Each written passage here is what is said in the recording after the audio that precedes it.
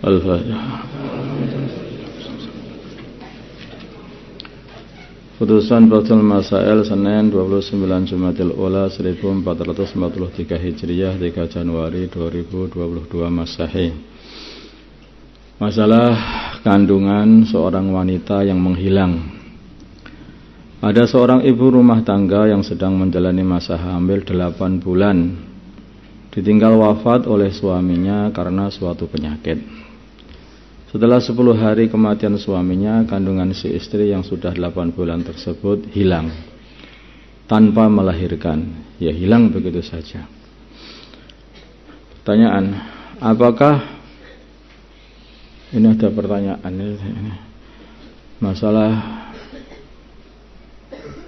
USG. Apakah USG sudah bisa menetapkan akan adanya kehamilan dan hilangnya kandungan? USG hanyalah sekedar alat, adapun penetapan ada atau tidak adanya kandungan, maka harus melalui keputusan atau perkataan 2 orang dokter laki-laki atau 4 dokter perempuan spesialis kandungan berdasarkan keilmuan dan alat yang mereka miliki. Jadi alat itu tidak bisa menetapkan, yang menetapkan itu orang. Masalah iddah, apakah iddah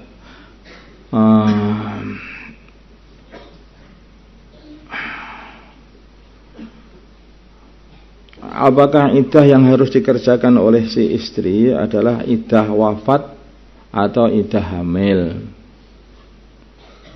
Apakah iddah yang harus dikerjakan oleh istri adalah iddah wafat atau iddah hamil? Kalau iddah hamil ketika melahirkan kan selesai. Kalau iddah wafat itu panjang itu nanti. Maka ini iddah wafat karena istri tadi itu tidak dianggap sebagai hamil karena tidak melahirkan. Kalau orang hamil itu melahirkan. Kalau orang enggak hamil, kalau orang kok terus asalnya hamil kok terus nggak melahirkan, ya namanya nggak jadi hamil, ya nggak hamil. Nah. Kemudian masalah dimulai dari kapan iddahnya? Dimulai dari wafatnya suami. Dimulai dari wafatnya suami.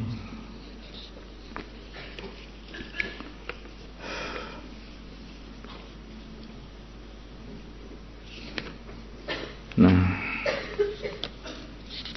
sekarang masalah sabung ayam. Ini di Temboro ini banyak orang yang mengerjakan sabung ayam. Jadi ini perlu disampaikan mengenai halal ataupun tidakkah sabung ayam atau sabung hewan apa saja.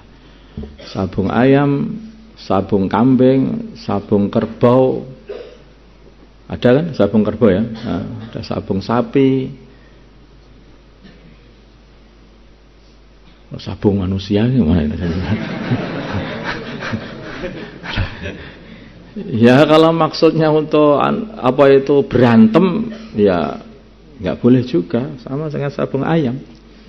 Tapi kalau maksudnya itu berlatih furusiah beda. Berlatih, loh, Allah gimana sih? Gak nyembung katanya.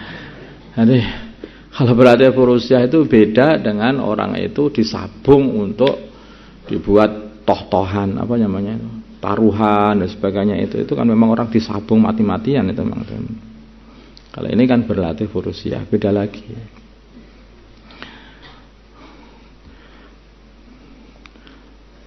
Maka bagaimana hukum sabung ayam dalam pandangan Islam, mengingat hal tersebut dijadikan sebagai hiburan, walaupun kadang-kadang tidak ada judinya, hanya hiburan. Melihat ayam kesakitan itu seneng.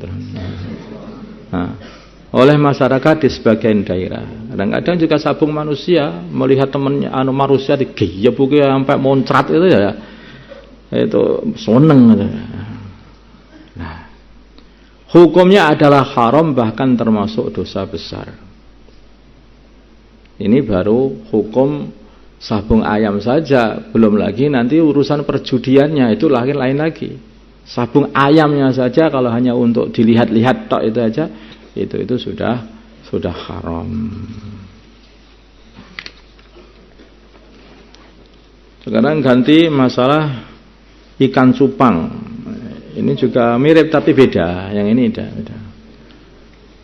Bagaimana kalau dengan ikan cupang? Salah satu hobi zaman sekarang adalah memelihara ikan. Ikan yang dipelihara bermacam-macam, di antara adalah ikan cupang. Adapun cara pemelihara ini adalah ikan jika tidak boleh berada di satu tempat, karena ikan cupang itu kalau disatukan nanti akan saking menggigit sampai mati salah satunya. Katanya begitu, wallahu a'lam. Satu tempat untuk satu ikan maksudnya adalah tidak berkelahi antar sesama mereka. Walaupun sudah dipisahkan seperti itu, ketika wadah mereka saling berhadapan, biasanya wadahnya itu wadah yang transparan, bening. Sekiranya ikan ini bisa saling bertatapan dengan ikan lainnya, mereka tetap menunjukkan keberaniannya, mekrok begitu apanya itu, sayapnya, siripnya itu. Apakah hal di atas itu menghadapkan kedua wadah ikan cupang dengan satu wadah ikan cupang dengan ikan cupang yang lain termasuk mengadu hewan? Tidak, yang ini tidak termasuk mengadu hewan. Apakah hal itu termasuk menyakiti hewan yang diharamkan? Tafsir, kalau sampai menyebabkan kerusakan fisik pada hewan maka haram juga. Kalau tidak sampai menyebabkan kerusakan pada hewan, itu tidak menyakiti, maka itu tidak haram. Ya, itu sudah benar itu.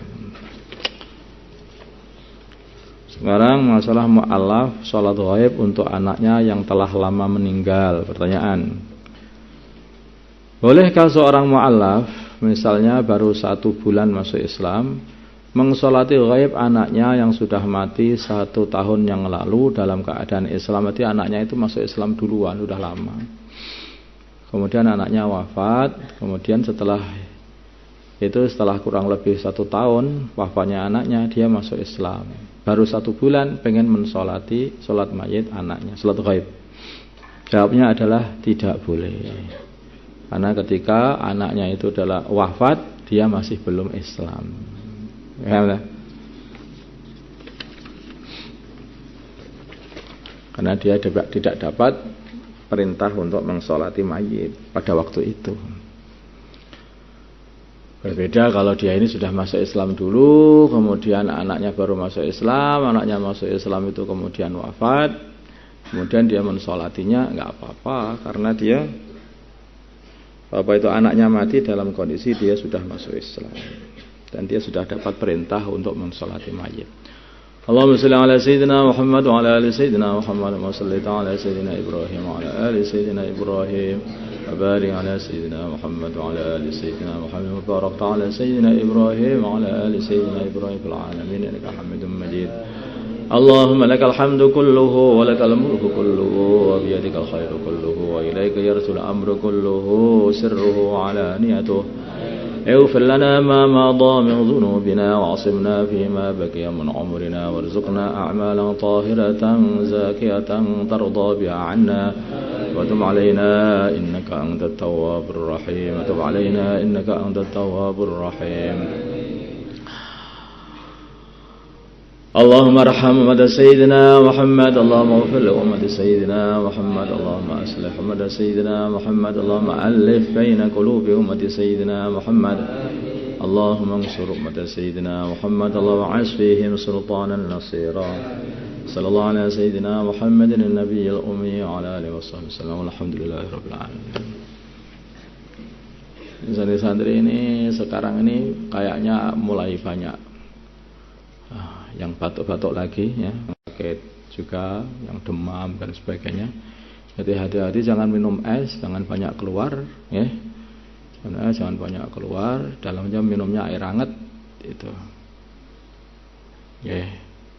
Hati-hati makan juga diteliti, makan yang sehat, jangan makan micin-micinan, aspartam, pengawet, penyedap, itu semuanya usah.